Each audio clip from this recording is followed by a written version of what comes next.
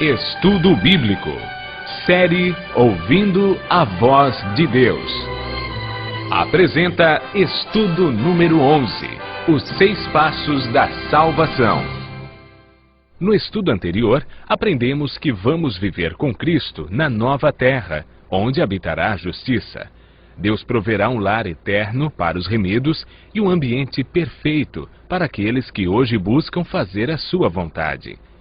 Hoje vamos aprender um dos temas mais fascinantes da palavra de Deus, a salvação. De acordo com a Bíblia, todos nós somos pecadores e estamos separados de Deus pelo pecado. O profeta Isaías afirma que as vossas iniquidades fazem separação entre vós e o vosso Deus, e os vossos pecados encobrem o seu rosto de vós, para que não vos ouça. Isaías 59, verso 2. Para nos livrar das consequências do pecado e da morte eterna, Deus nos concedeu um presente. Mateus capítulo 1, verso 21 afirma: Ela dará à luz a um filho, e lhe porás o nome de Jesus, porque ele salvará o seu povo dos pecados deles.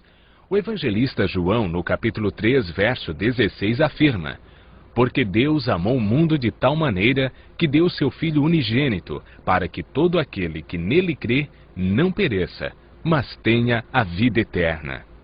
O estudo de hoje está dividido em 3 partes: a salvação no Antigo Testamento, a salvação no Novo Testamento e 6 passos que o homem deve dar para confirmar a salvação. Em toda a Bíblia, a salvação é unicamente pela graça. Não há na Bíblia 2 métodos de salvação, apenas um. O termo usado para referir-se à salvação no Antigo Testamento é graça. Gênesis 6, verso 8, lemos: Porém Noé achou graça diante do Senhor. Gênesis capítulo 15, verso 6, nos fala de Abraão. Diz que creu no Senhor, e isso lhe foi imputado para a justiça. Davi orou: Volta-te, Senhor, e livra minha alma. Salva-me por tua graça. Salmo 6, verso 4. No Antigo Testamento, o homem era salvo mediante a fé no Cordeiro que viria para tirar o pecado do mundo. Vejamos agora como ocorre a salvação no Novo Testamento. O plano de salvação que existe no Novo Testamento é uma continuação do plano descrito no Antigo Testamento. A Bíblia não apresenta uma mudança no plano da salvação.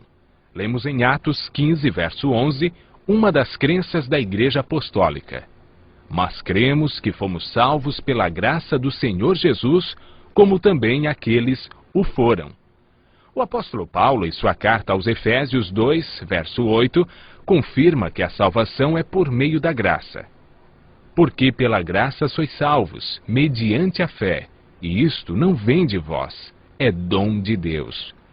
A salvação foi concretizada na cruz do Calvário, onde Deus provou seu amor por cada um de nós, sendo nós ainda pecadores. A consumação final da salvação será na segunda vinda de Cristo. Na terceira parte do estudo de hoje, encontramos 6 passos que confirmam nossa salvação. O primeiro passo encontramos em Atos 16, versos 30 e 31, na experiência do carcereiro que perguntou a Paulo e Silas: Que devo fazer para ser salvo? E eles responderam: Crê no Senhor Jesus, e serás salvo tu e tua casa.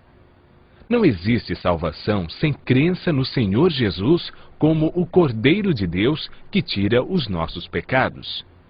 O segundo passo está em Atos capítulo 3, verso 19. Arrependei-vos e convertei-vos para serem cancelados os vossos pecados.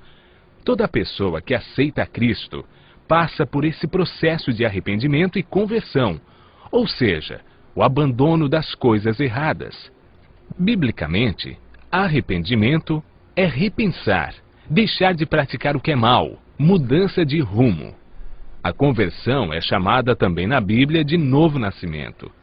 O terceiro passo lemos na primeira carta de João, capítulo 1, verso 9. Se confessarmos os nossos pecados, Ele é fiel e justo para nos perdoar os pecados e nos purificar de toda injustiça. Todo pecado confessado sinceramente a Cristo é perdoado.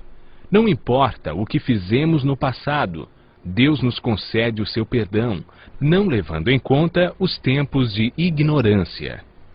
O quarto passo da salvação está relatado em Mateus, capítulo 19, versos 16 e 17, onde encontramos a história do jovem rico. E eis que alguém, aproximando-se, lhe perguntou: Mestre, que farei eu de bom para alcançar a vida eterna? E Jesus respondeu: Por que me perguntas acerca do que é bom? Bom só existe um. Se queres, porém, entrar na vida, guarda os mandamentos. O amor que o jovem rico tinha por Jesus não era suficiente para que o seguisse e seguisse aos seus mandamentos. Jesus disse: Aquele que me ama guardará os meus mandamentos. O amor nos motiva, cria em nós o desejo de obedecer. Quando amamos verdadeiramente a Jesus, descobrimos que os seus mandamentos não são pesados. O quinto passo é apresentado em Marcos 16, verso 16. É uma declaração de Jesus: Quem crer e for batizado será salvo. Quem, porém, não crer, será condenado. O batismo é a demonstração pública que cremos em Jesus, que abandonamos o pecado e vamos viver de acordo com os seus ensinos deixados na Bíblia. O último passo para a salvação encontramos em Mateus 24, verso 13, na declaração de Jesus: Aquele, porém, que perseverar até o fim, esse será salvo. Perseverar é continuar praticando os ensinamentos que aprendeu.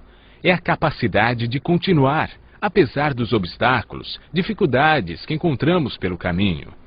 Aquele que perseverar até o fim, receberá a coroa da vida.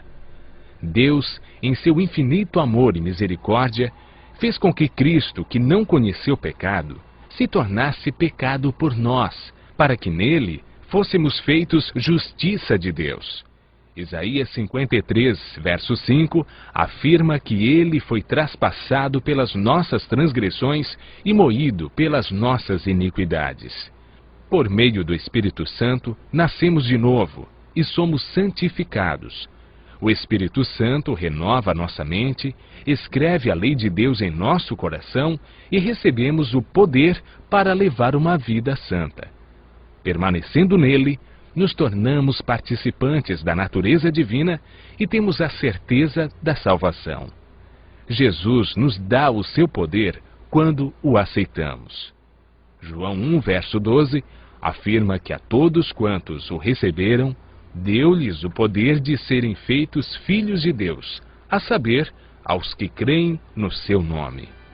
Continue ouvindo a voz de Deus e aceite a salvação e o poder que Jesus dá para viver uma nova vida.